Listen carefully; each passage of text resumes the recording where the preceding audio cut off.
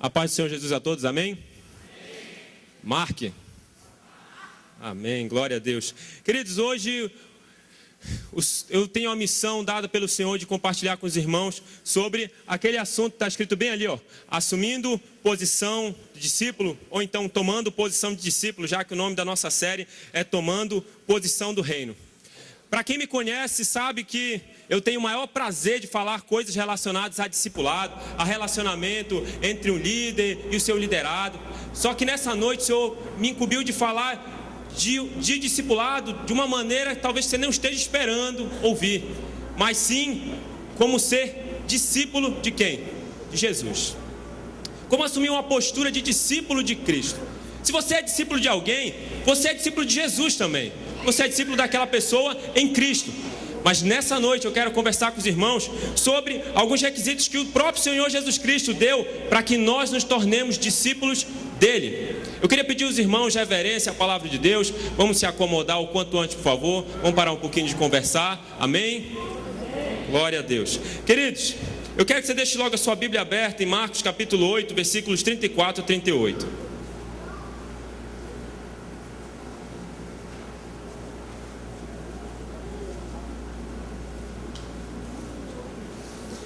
Enquanto você vai abrindo aí, eu vou falar para você, é Marcos 8, 34, 38, tá?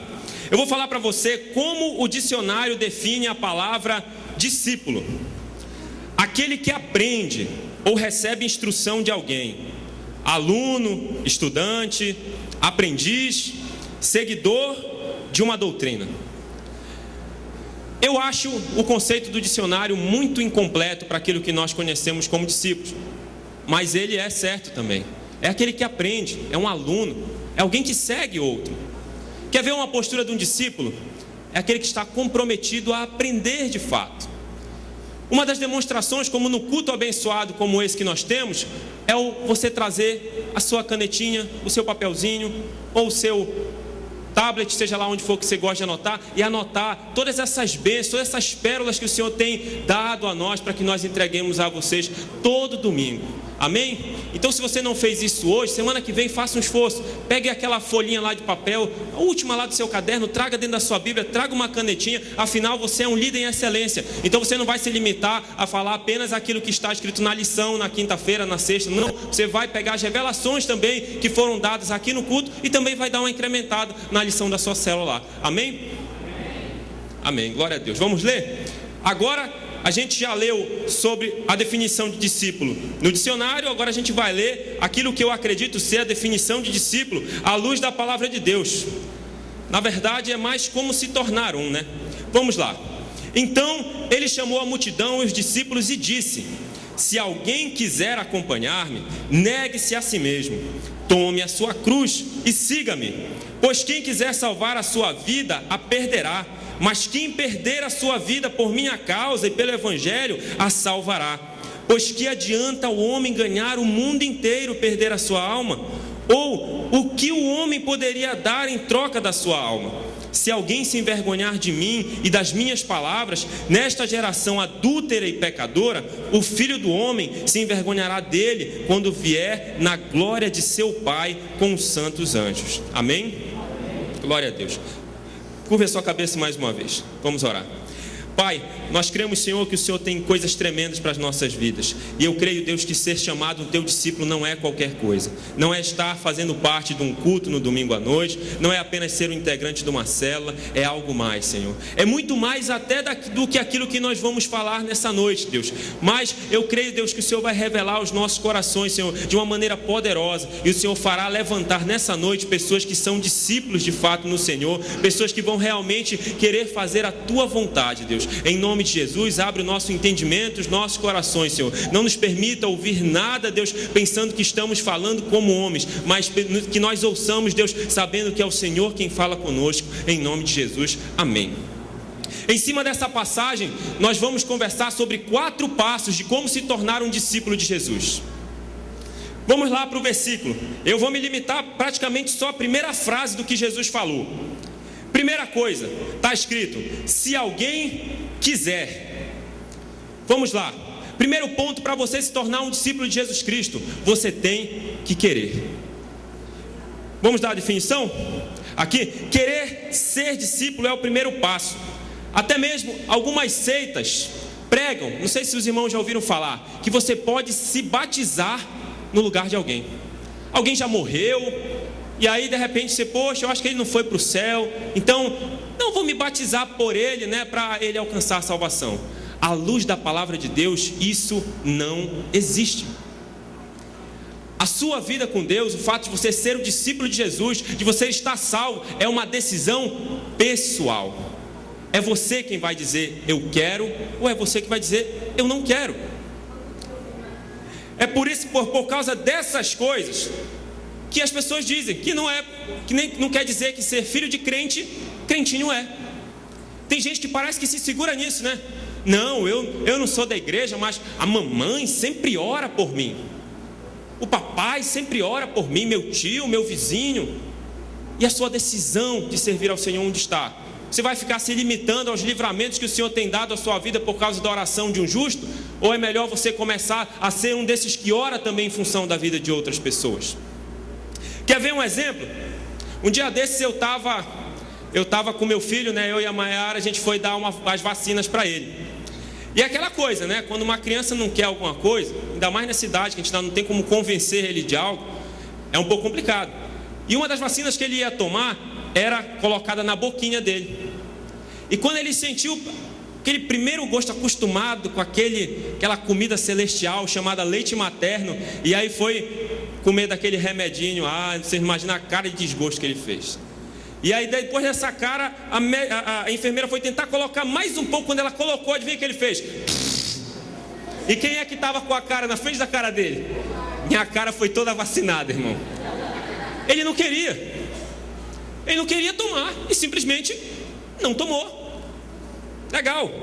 Experimenta pegar assim um gordinho, tipo Alisson, essa altura, assim que estamos redondo agora, e matricular a gente numa academia sem a gente querer. A gente não vai nem comparecer, irmão. Aí você pode chegar e me dizer: se o irmão está querendo comparar isso com a figura de Deus, de Jesus, então, sei lá, o meu pai um dia me matriculou e me obrigou a fazer alguma coisa. Eu quero lhe dizer que o Senhor lhe deu o poder da escolha. Você vai decidir ou não.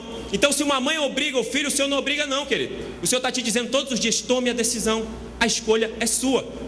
A última palavra é você quem vai dizer. Eu já dei a ordem, já dei as coordenadas. É você que vai me dizer sim, Senhor, não, Senhor. Outra coisa, experimenta dar uma lição de moral. Se alguém já tentou isso, sabe o que eu estou falando. Experimenta dar uma lição de moral em quem não quer nada com a vida. Como é? Você tem que mudar, não sei o quê. Tá, eu vou ter que mudar. Não é isso? Uma coisa é certa: se você dá lição de moral em alguém que não quer mudança, a indiferença é certa. Eu vou mudar? Para quê? Para quê? Quantos já fizeram isso? Talvez você tenha até um discípulo que esteja nesse nível aí. Eu sei que o Senhor está usando a sua vida, Ele está capacitando você, está testando a sua paciência. Olha só um exemplo bíblico de quem não quis. Esaú, por não entender aquilo que ele deu, o significado que ele deu, por não entender, por não ver aquilo que o Senhor tinha para ele mais lá na frente, ele simplesmente estava com uma fominha. E aí, a fominha dele apertou um pouco mais. E ele pensou: sei lá, eu acho que não vou viver tanta coisa mesmo. Ô Jacó, traz aí para mim um cozido, um miojo, seja lá como você queira chamar. Eu estou morrendo de fome. E toma aqui, em troca, o meu direito de primogenitura. Por causa de um prazer momentâneo, Esaú abriu mão de algo que se estenderia até os dias de hoje. Poucas pessoas lembram do nome de Esaú. E quando lembram como o cara que não queria nada com nada. Sabe, querido, hoje nós deveríamos servir o Deus de Abraão, Isaque e Esaú. Mas é isso que nós ouvimos? Não. Ele entregou. Ele deu por um prazer momentâneo. Querido, me diga aí, quantas refeições você faz por dia? 3? 4? 5, Alisson. Estou brincando, ele está emagrecendo. Falaram 10 aqui. 10 ali atrás, olha só. Agora imagina só, se você faz 3 refeições por dia, o meu filho faz mais 20. está toda hora mamando. Agora pega e multiplica essas 3 aí pelo tempo de vida que você tem. E tira uma refeiçãozinha dessa só, que foi aquilo que Esaú pegou e deu em troca de algo que até hoje ele poderia ser lembrado como um homem de Deus. Um nada, algo momentâneo. Olha só que a palavra de Deus fala em Hebreus 12:16. Não haja nenhum imoral ou profano como Esaú, que por uma única refeição vendeu os seus direitos de herança como o filho mais velho. A nossa geração hoje tem se vendido por algo que logo acaba, que logo passa. Algo que mais lá na frente ela vai olhar para trás e vai dizer: nossa, por que eu gastei meu tempo com isso? Por que eu perdi meu tempo, tanto tempo lá naquele videogame, tanto tempo lá naquela internet, tanto tempo com aquele cara que não queria nada com nada? Mas nós temos feito isso. Algo que é insignificante nós temos colocado no lugar daquilo que o Senhor tem para nós. Mais uma vez eu quero reforçar: nós temos que querer. Nós temos que querer mudanças nas nossas vidas. Nós temos que desejar aquilo que o Senhor tem para nós. E olha só um exemplo maravilhoso de quem quis. Eu poderia ter pego muitos outros, mas eu vou explicar para os irmãos por que eu peguei a pessoa de Jesus. Mesmo quando parecia que ele não queria, ele queria. Vamos entender melhor isso? A Bíblia fala em Lucas 22:42 o seguinte: Pai, se queres, afasta de mim este cálice. Contudo, não seja feita a minha vontade, mas a tua. Ele não queria passar por toda aquela dor. Quem é que quer? Quem gosta de sentir dor aqui? Só se for masoquista. Eu não gosto. Mas, além dele não querer aquilo, o que ele queria? Fazer a vontade de Deus. Eu ouso dizer para os irmãos que esse deveria ser o único querer que nós deveríamos ter na nossa vida. Querer fazer a vontade de Deus. Isso está incluso o quê? Querer ser um discípulo de Jesus.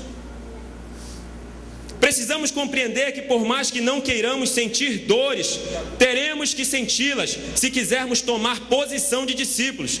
Nosso único querer deve ser querer fazer o querer dele.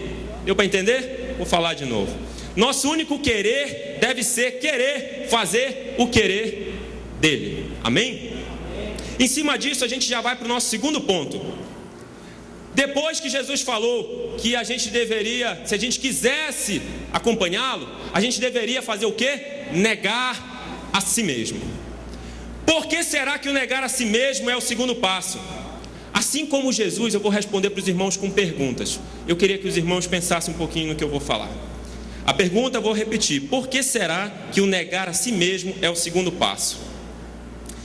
Quem conhece alguém que quer ser líder de célula, mas não se doa por isso?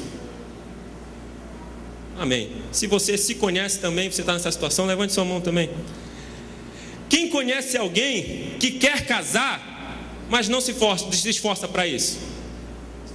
A irmã não desce nem aquela chapinha, o irmão não está afim de trabalhar, só quer saber de ficar dia e noite sem fazer nada da vida.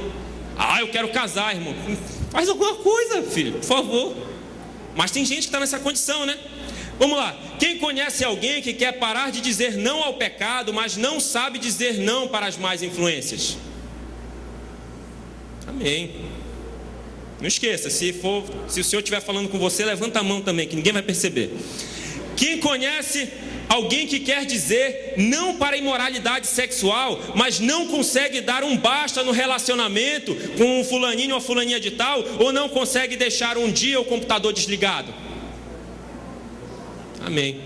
Aqui a galera só conhece santo aqui, graças a Deus, glória a Deus. Amém. Vamos lá. Quem conhece alguém que quer ser um grande ministro do Evangelho, mas não consegue deixar de assistir um jogo ou uma novela para estar na presença de Deus? Amém.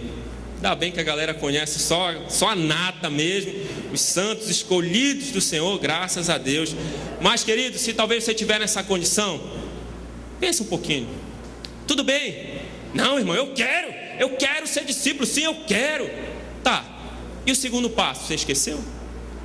O Senhor falou, se você quiser, só o primeiro. Ainda estão faltando mais 3. Fora tudo aquilo que o Senhor ainda vai ministrar ao seu coração durante a sua vida, o seu dia a dia, seu tempo de oração. Discípulo é aquele que reproduz o que o seu mestre faz ou fez.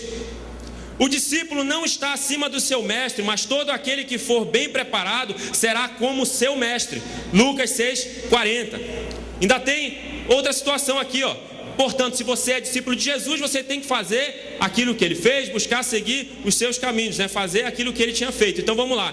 Nisso conhecemos o que é o amor. Jesus Cristo deu a sua vida por nós e devemos dar a nossa vida por nossos irmãos.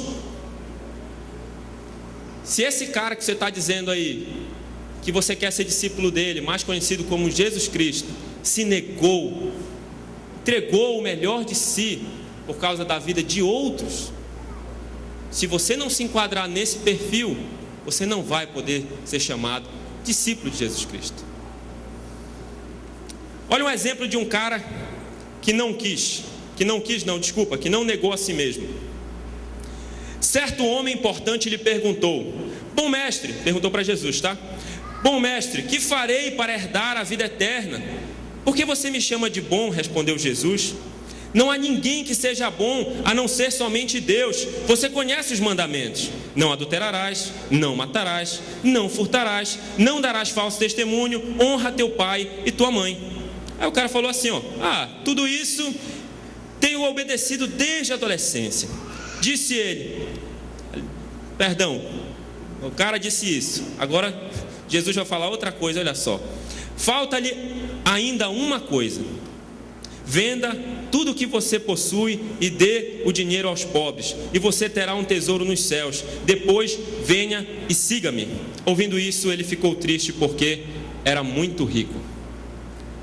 Esse cara, ele não estava triste porque simplesmente ele ia dar o dinheiro dele.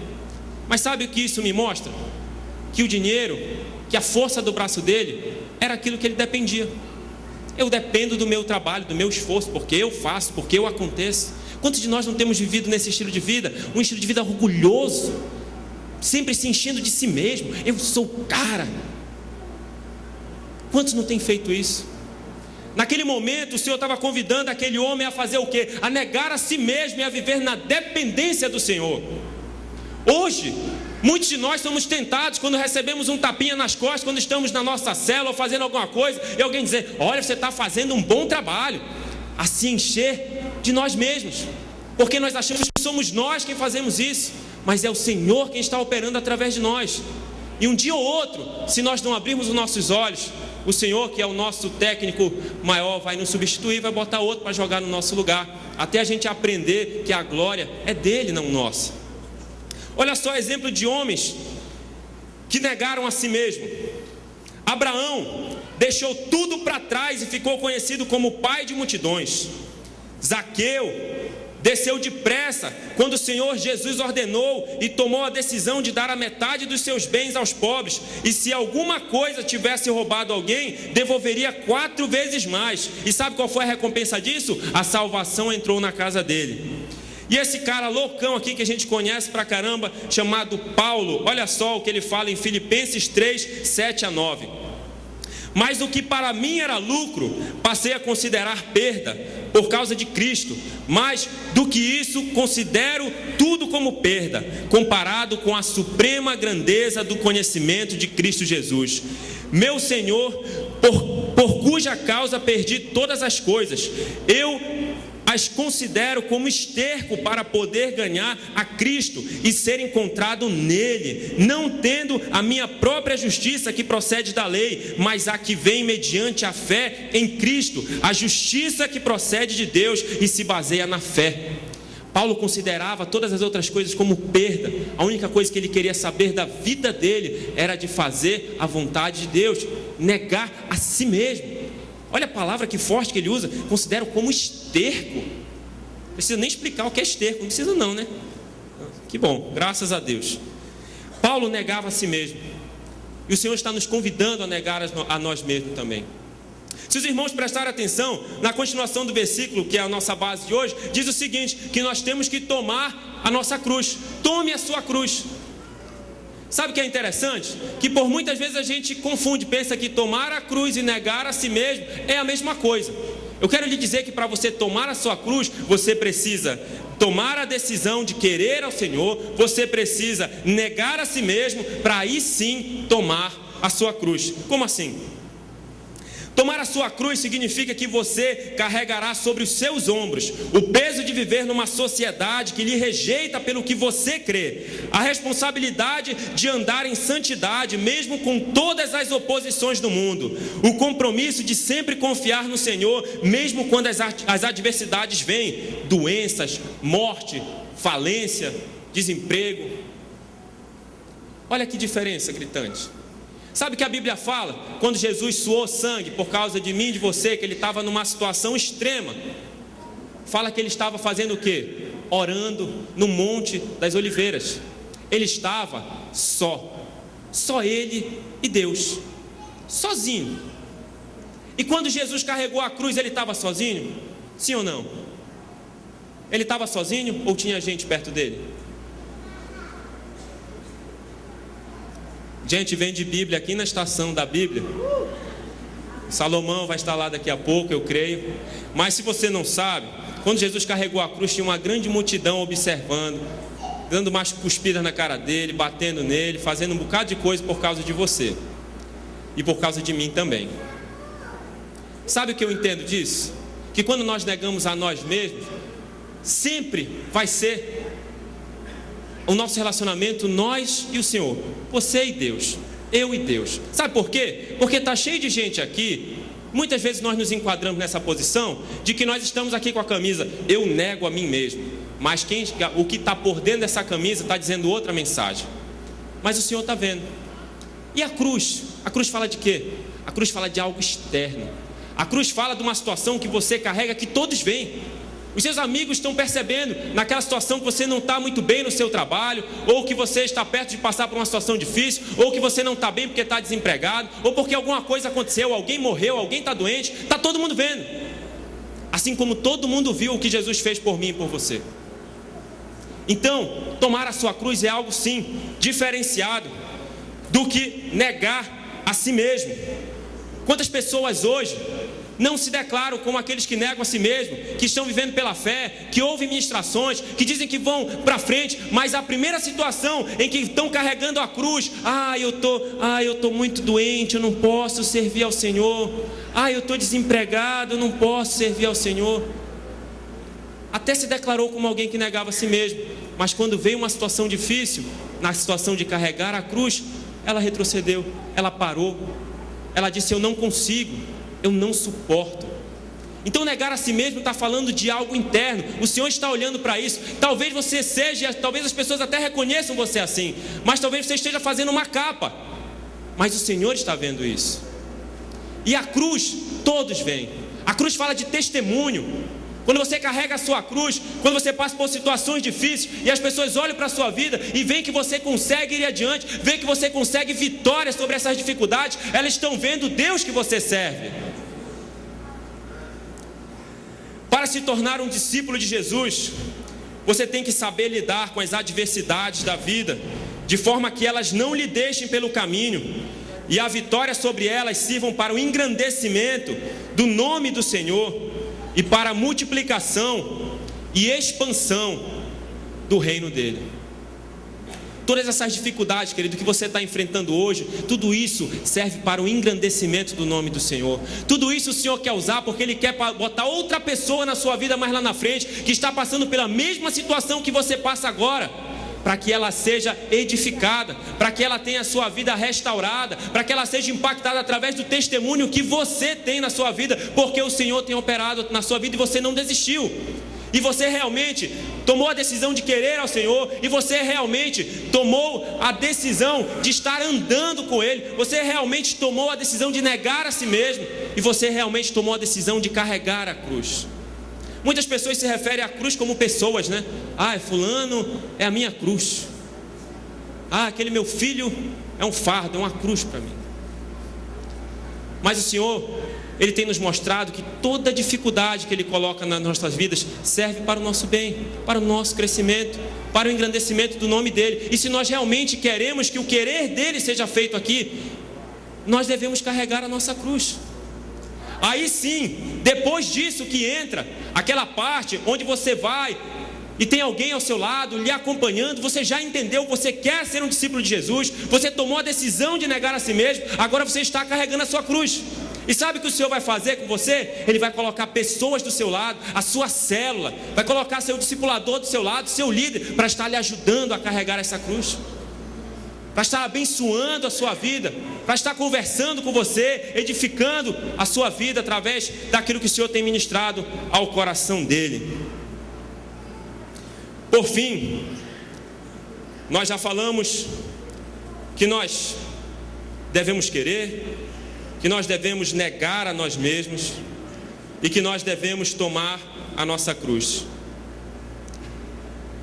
No fim de tudo isso, Jesus diz o quê? Siga-me. Olha só, é o quarto passo. Quantos acham que o caminho, que as coisas que Jesus fez, que aquilo que ele percorreu aqui na terra foi fácil? Alguém acha que foi fácil? Se não foi fácil, quem quer seguir esse mesmo caminho tem que aprender a fazer o quê? A querer fazer a vontade de Deus, tem que aprender a negar a si mesmo e tem que aprender a tomar a sua cruz. Sem esses 3 requisitos é impossível seguir ao Senhor. Por quê? Porque tudo que ele fez foi por um alto preço. Tudo que ele fez não foi qualquer coisinha. Não foi tão fácil quanto ligar a tela de uma televisão e passar horas e horas na frente dela sem fazer nada. Não foi tão fácil quanto deixar de estar numa reunião de oração para ir jogar uma bola. Não foi não. Foi muito mais do que isso. Foi preço de sangue, sangue inocente. Ele não precisava passar por aquilo. Ele não deveria passar por aquilo. Mas ele queria fazer a vontade de Deus. Para seguirmos ao Mestre é necessário que tenhamos nos enquadrado nesses 3 requisitos. Seguir fala sobre andar junto. E quem anda junto, reproduz. Eu tenho certeza que você deve ter aquele amigaço, aquela amiguíssima, que a partir do momento que você começou a andar junto com ele ou com ela, até o seu jeito de falar mudou. Diz aí, não tem? Começa a falar tudo diferente. Se falava todo educadinho, agora só fala bicho, cara. Se falava toda recatadazinha, educadinha, agora amiga! Não é verdade? Muda, é verdade, queridos. Olha, o Alisson, já estou falando muito de ti hoje, né? Mas tem que falar. Agora é coisa boa agora. A gente está parecido, por isso que é coisa boa. Eu e o Alisson, a gente anda muito junto, trabalha junto, ele faz curso de inglês comigo junto. E eu cansei de passar por situações, cansei não, que é legal até, que o cara é bonito pra caramba. Enfim, passei muitas situações onde as pessoas chegam pra mim: olha, vocês são irmãos? Pelo jeito de falar, pelo jeito de andar, pelo tamanho da barriga, por tudo. Por um bocado de coisa. Olha só que engraçado, a gente anda junto. Eu não sei se os irmãos já passaram por alguma situação também, lembram de alguma situação em que o pastor chegou e falou: ei, fala isso. Aí quando ele falava antes de mim, caramba, ele falou a mesma coisa que eu ia falar. Teve um dia que eu falei para ele: eu vou falar isso, e eu também vou falar isso, mas eu vou falar primeiro, então tu te vira depois. Nós estamos andando juntos a ponto de estarmos reproduzindo na vida do outro aquilo que o Senhor tem feito nas nossas vidas. É a mesma coisa relacionamento entre pai e filho, não é? Quando você convive muito com seu pai ou com a sua mãe, você acaba reproduzindo, querido, por mais que você não queira. É incrível.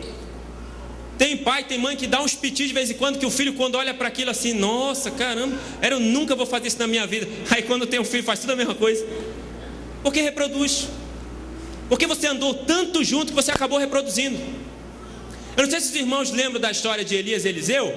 Que Eliseu, se você não prestar muita atenção que Eliseu está fazendo, você pensa que a Bíblia está falando de novo que era Elias que estava fazendo. Porque Eliseu reproduziu muitas coisas que Elias fez. Um verdadeiro discípulo é aquele que reproduz aquilo que o mestre faz. Olha só que coisa linda. Eu não sei se os irmãos lembram daquela brincadeira de siga o mestre. Quantos lembram? Quer vir aqui, Alisson, para te demonstrar? Sabe? Olha só que legal. E vem Jorge, por favor. E vem Lucas, por favor. Vamos para cá. Tu não quer, mas tem que fazer o querer de Deus, entendeu? Amém. Vocês lembram da brincadeira do siga o mestre? Não precisa explicar não, né? Precisa? Precisa, misericórdia.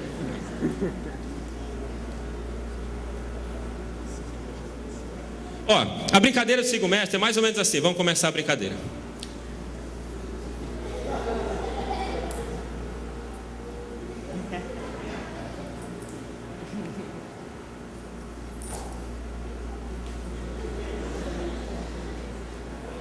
agora eu vou fazer uma coisa e tu vai errar, tá? Eu vou fazer qualquer coisa e tu faz de outro jeito, tá bom? Ele errou, né? O que acontecia com esse cara aqui? Vocês lembram? Vocês lembram o que acontecia? Ele ia lá para trás, ó. Aí esse aqui continuava. Não era assim? Vocês são excelentes modelos, podem sentar, obrigado. Uma salva de palmas para esses caras.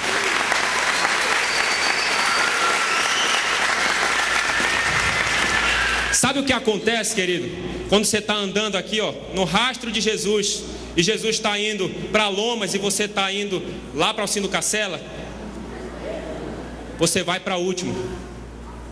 Você vai lá para o final de novo, vai ter que recomeçar para chegar até um nível de proximidade com o Senhor.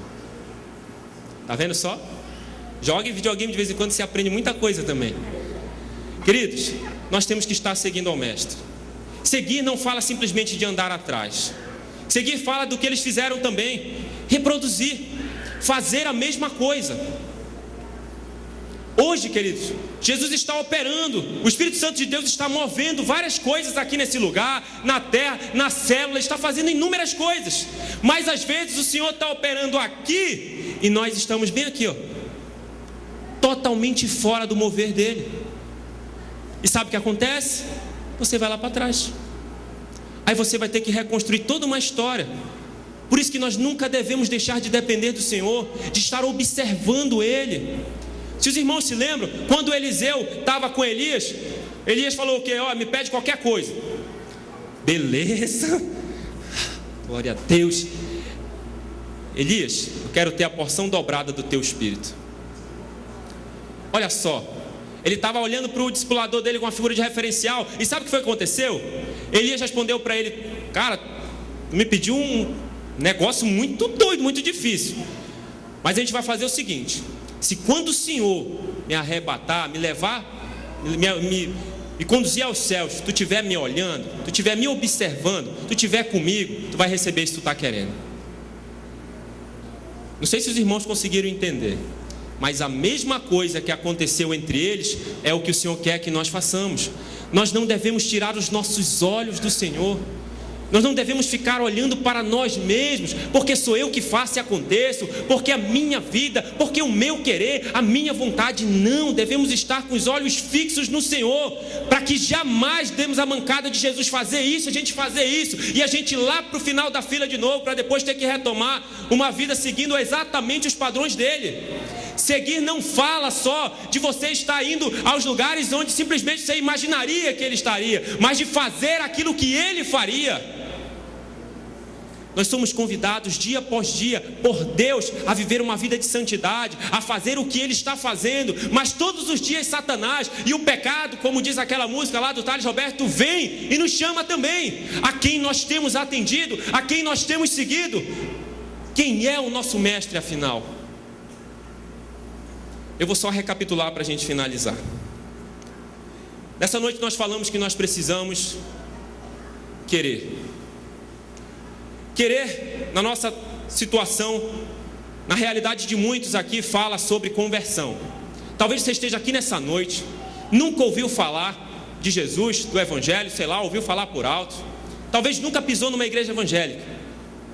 E assim como nós falamos lá no último ponto, que nós temos que fazer aquilo que Jesus faria, eu tenho certeza que se ele estivesse na sua situação, ele seria o primeiro a vir correndo para cá, para dizer: eu quero que a minha vida seja totalmente dependente do Senhor. E se você já se encontra numa condição de convertido, mas que talvez esteja mais para convencido do que convertido, o Senhor quer lhe chamar nessa noite, também é um compromisso, a querer de fato fazer a vontade dEle, e não simplesmente ser um mero espectador do mover que Ele tem levantado no meio do povo dEle. Queridos, muitos de nós corremos o risco de ficarmos vendo pessoas sendo levantadas pelo Senhor no mover dele, esse avivamento que ele tem feito na sua igreja, e ficar simplesmente olhando, chupando o dedo e pensando: poxa, por que eu não estou lá? Porque não quis, porque não tomou a decisão de dizer: eu realmente quero ter uma vida totalmente pautada no querer de Deus. negar a si mesmo. Não se esqueça disso também. Tudo bem, você quer, você vai tomar essa decisão, mas a partir de então você tem que entender que agora já não é mais você quem vive em você mesmo, mas Cristo que vive em você. E Ele quer se revelar através da sua vida, dia após dia. Mas Ele só vai se revelar quando nós realmente aprendermos a nos esvaziar de nós mesmos e a deixarmos Ele entrar, fazer morada de fato em nós e se mover através das nossas vidas. Nós devemos tomar a nossa cruz. Situações difíceis vão vir sim, querido. Você que vai aceitar Jesus hoje, amanhã pessoas vão querer apontar o dedo na sua cara e dizer: tu tá louco, fizeram lavagem cerebral na tua cabeça, o que foi que tu fez, rapaz? Mas se você permanecer firme, você terá uma grandiosa recompensa, que talvez você não vai receber só ela aqui na terra, mas você vai receber também ela lá no céu, querido. Se você estiver doente hoje, se você estiver passando por uma dificuldade, eu também quero convidar você para nós orarmos pela sua vida. Porque o Senhor, Ele quer sim, Ele é o maior interessado em lhe ajudar a carregar esta cruz, a suportar este peso. E Ele vai trazer vitórias sobre a sua vida. Por fim, jamais se esqueça, aquilo que o Senhor estiver fazendo é o que nós devemos fazer também. Aonde Ele estiver é aonde nós devemos estar também. Aquela velha história, em seus passos, o que faria Jesus? Vamos ficar de pé, queridos.